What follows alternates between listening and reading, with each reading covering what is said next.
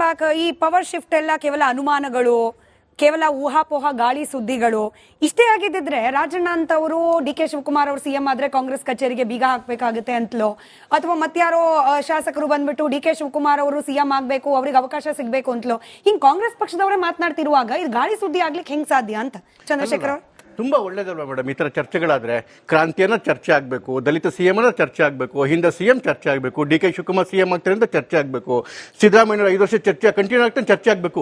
ಈ ತರ ಚರ್ಚೆ ಆದ್ರೆ ತಾನೇ ದಿನ ಆಗ್ತಿರ್ತಕ್ಕಂಥ ಕೊಲೆಗಳು, ಅತ್ಯಾಚಾರಗಳು, ಏನು ಉತ್ತರ ಕರ್ನಾಟಕದಲ್ಲಿ ಪ್ರವಾಹ ಬಂದು ಕೊಚ್ಕೊಂಡು ಹೋಗ್ತಾ ಇದ್ದಾರೆ ಜನ, ಭ್ರಷ್ಟಾಚಾರ ಮಿತಿಮೀರೋಗಿದೆ, ರಾಜ್ಯ ಸರ್ಕಾರ ದಿವಾಳಿ ಆಗಿದೆ, ಇವ್ಯಾವ ಚರ್ಚೆಗೆ ಬರಲ್ಲ. ತುಂಬಾ ಒಳ್ಳೆ ಕೆಲಸ ಮಾಡ್ತಾರೆ, ತುಂಬಾ ಒಳ್ಳೆ ಸ್ಟ್ರಾಟಜಿ ಮಾಡ್ತಾ ಇದ್ದಾರೆ ಕಾಂಗ್ರೆಸ್ ಅವರು. ಇಂಥದ್ದೇ ಮಾಡ್ಕೊಂಡು ಹೋಗ್ಯಪ್ಪ. ಯಾಕೆಂತ ಹೇಳಿದ್ರೆ ನಿಮ್ಮ ಕರಾಳ ಮುಖ ಇದೆಯಲ್ಲ, ಪ್ಲೀಸ್ ನೀವು ಮಾತಾಡ್ಬೇಕಾದ್ರೆ ನಿಮ್ಮ ವಿರೋಧ ಪಕ್ಷ ರಚನಾತ್ಮಕ ಕೆಲಸ ಮಾತಾಡಿದ್ರೆ ನಾಗರಾಜ್ ಯಾದವ್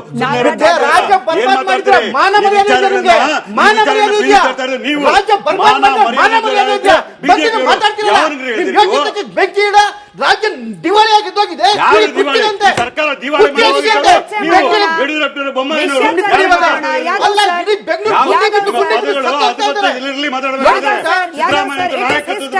ಮಾತಾಡ್ಲಿಕ್ಕೆ ಯೋಗ್ಯತೆ ಕೂಡ ಇಲ್ಲ ನಿಮ್ಗೆ.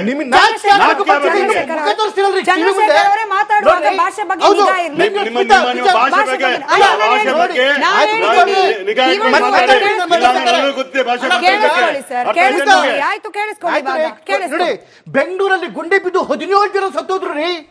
17 ಜನ ಸತ್ತೋದ್ರು. ಈ ಡಿ ಕೆ ಶಿವಕುಮಾರ್ಗೆ ಅಲ್ಲೋಗಿ ರಾಹುಲ್ ಗಾಂಧಿ ಮನೆ ಮುಂದೆ ನಿಮ್ಮ ಸರ್ಕಾರಕ್ಕೆ ಎಷ್ಟು ಜನ ಸತ್ತೋದ್ರು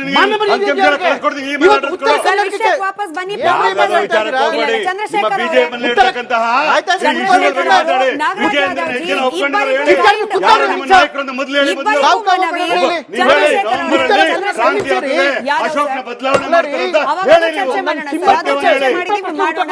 ಚಂದ್ರಶೇಖರ್ ಅವರೇ ದಯವಿಟ್ಟು ವಾಪಸ್ ಪವರ್ ಟಸಲ್ ಬಗ್ಗೆ ಮಾತನಾಡ್ತಿದ್ವಿ, ಅಧಿಕಾರ ಹಸ್ತಾಂತರದ ಬಗ್ಗೆ ಮಾತಾಡ್ತಿರೋದು. ಅದ್ರ ಬಗ್ಗೆ ಮಾತಾಡಕ್ಕಾಗಲ್ಲ. ಯೋಗ್ಯತೆಗೆ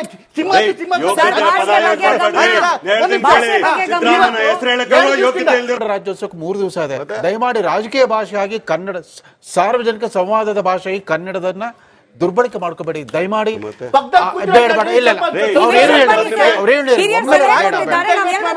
ರಾಜಕೀಯ ಸಂವಾದದ ಭಾಷೆಯಾಗಿ ಕನ್ನಡದ ಸೊಗಸುಗಾರಿಕೆ ಸ್ಮಿತಾ ಏನು ದಲಿತ ಸಿಎಂ ಅಂತ ಶುರುವಾಗಿದೆ. ಕೆಲವೇ ತಿಂಗಳುಗಳ ಕೆಳಗಡೆಗೆ ಮಲ್ಲಿಕಾರ್ಜುನ್ ಖರ್ಗೆ ಅವರು ಬಹಿರಂಗ ಸಮಾರಂಭದಲ್ಲಿ ಭಾಷಣ ಮಾಡ್ತಾ ಹೇಳಿದ್ರು, 1999ರಲ್ಲಿ ನಾನು CLP ಲೀಡರ್ ಆಗಿದ್ದೆ, 5 ವರ್ಷ ನಾನು ಕಷ್ಟಪಟ್ಟು ಚುನಾವಣೆ ಎಲೆಕ್ಷನ್ ಗೆಲ್ಲಿಸ್ಕೊಂಡ್ ಬಂದೆ, 4 ತಿಂಗಳಿದ್ದಾಗ ಬಂದ್ರು ನನ್ನ ಸಿಎಂ ಸೀಟ್ ಕಿತ್ಕೊಂಡ್ರು.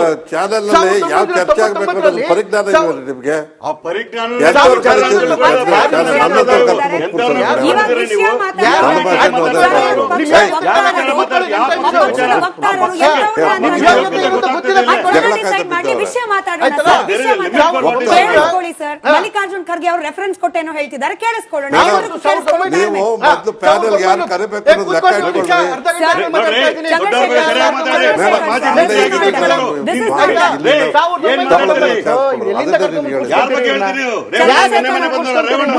ಸೆಕೆಂಡ್ ಟೈಮ್ ಕೊಡ್ತೀನಿ, ಭಾಷೆ ಬಗ್ಗೆ ಗಮನ ಇಟ್ಕೊಂಡು ವಿಷಯ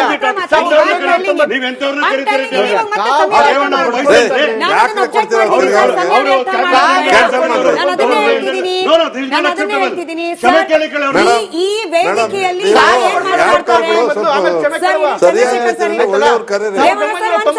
ಚಂದ್ರಶೇಖರ್ ಅವರೇ ಇರಿ. ಈ ವೇದಿಕೆಯಲ್ಲಿ ಕೂತು ಯಾರು ಏನ್ ಮಾತನಾಡ್ತಾರೆ ಅನ್ನೋದು ಅವರ ಹಿನ್ನೆಲೆ, ವೈಯಕ್ತಿಕವಾಗಿ ಅವರ ಪಕ್ಷದ ಹಿನ್ನೆಲೆ.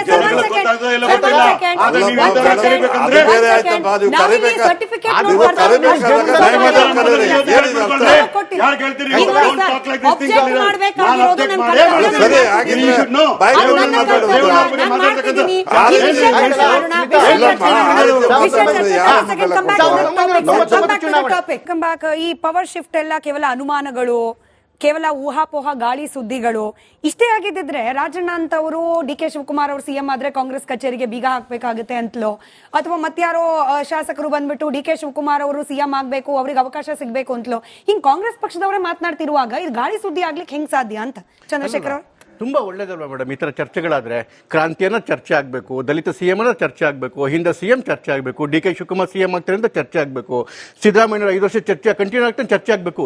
ಈ ತರ ಚರ್ಚೆ ಆದ್ರೆ ತಾನೇ ದಿನ ಆಗ್ತಿರ್ತಕ್ಕಂಥ ಕೊಲೆಗಳು, ಅತ್ಯಾಚಾರಗಳು, ಏನು ಉತ್ತರ ಕರ್ನಾಟಕದಲ್ಲಿ ಪ್ರವಾಹ ಬಂದು ಕೊಚ್ಕೊಂಡು ಹೋಗ್ತಾ ಇದ್ದಾರೆ ಜನ, ಭ್ರಷ್ಟಾಚಾರ ಮಿತಿಮೀರೋಗಿದೆ, ರಾಜ್ಯ ಸರ್ಕಾರ ದಿವಾಳಿ ಆಗಿದೆ, ಇವ್ಯಾವ ಚರ್ಚೆಗೆ ಬರಲ್ಲ. ತುಂಬಾ ಒಳ್ಳೆ ಕೆಲಸ ಮಾಡ್ತಾ ಇದ್ದಾರೆ, ತುಂಬಾ ಒಳ್ಳೆ ಸ್ಟ್ರಾಟಜಿ ಮಾಡ್ತಾ ಇದ್ದಾರೆ ಕಾಂಗ್ರೆಸ್ ಅವರು. ಇಂಥದ್ದೇ ಮಾಡ್ಕೊಂಡು ಹೋಗ್ಯಪ್ಪ. ಯಾಕೆಂತ ಹೇಳಿದ್ರೆ ನಿಮ್ಮ ಕರಾಳ ಮುಖ ಇದೆಯಲ್ಲ, ಪ್ಲೀಸ್ ನೀವು ಮಾತಾಡ್ಬೇಕಾದ್ರೆ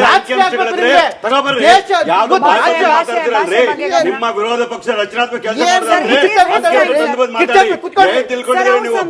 ಮಾತಾಡಿದ್ರೆ ನಾಗರಾಜ್ ಯಾದವ್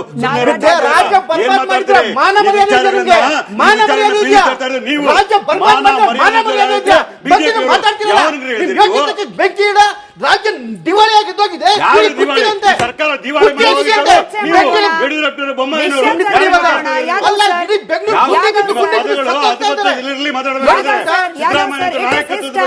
ಮಾತಾಡ್ಲಿಕ್ಕೆ ಯೋಗ್ಯತೆ ಕೂಡ ಇಲ್ಲ ನಿಮ್ಗೆ. ಮಾತಾಡುವಾಗ ಭಾಷೆ ಬಗ್ಗೆ ನಿಗಾ ಇರ್ಲಿ.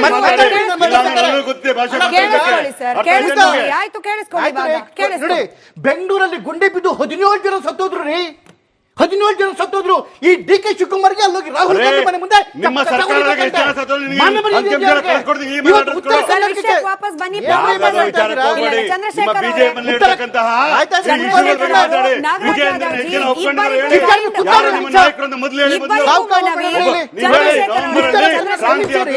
ಅಶೋಕ್ನ ಬದಲಾವಣೆ ಚಂದ್ರಶೇಖರ್ ಅವರೇ ದಯವಿಟ್ಟು ವಾಪಸ್ ಪವರ್ ಟಸಲ್ ಬಗ್ಗೆ ಮಾತನಾಡ್ತಿದ್ವಿ, ಅಧಿಕಾರ ಹಸ್ತಾಂತರದ ಬಗ್ಗೆ. ಅದ್ರ ಬಗ್ಗೆ ಮಾತಾಡಕ್ಕಾಗಲ್ಲ. ಯೋಗ್ಯತೆಗೆ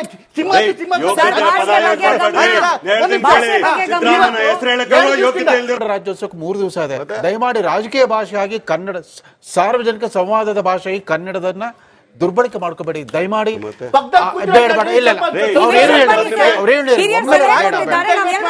ರಾಜಕೀಯ ಸಂವಾದದ ಭಾಷೆಯಾಗಿ ಕನ್ನಡದ ಸೊಗಸುಗಾರಿಕೆ ಸೌಂದರ್ಯ.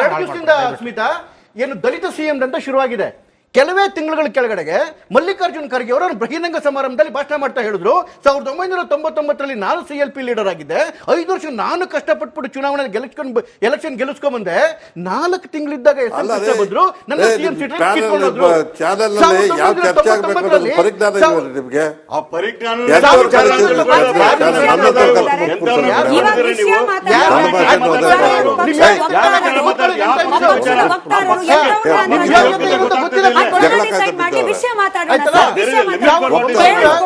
ಮಲ್ಲಿಕಾರ್ಜುನ್ ಖರ್ಗೆ ಅವರು ರೆಫರೆನ್ಸ್ ಕೊಟ್ಟೇನೋ ಹೇಳ್ತಿದ್ದಾರೆ, ಕೇಳಿಸ್ಕೊಳ್ಳೋಣ.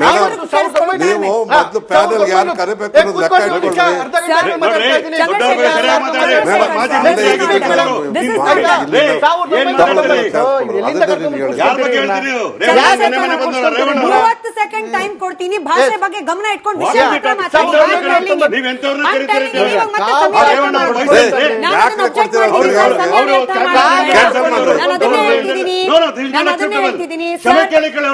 ಈ ವೇದಿಕೆಯಲ್ಲಿ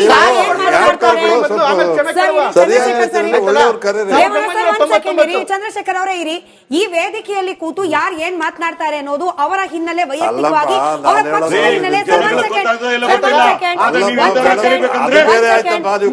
ಸರ್ಟಿಫಿಕೇಟ್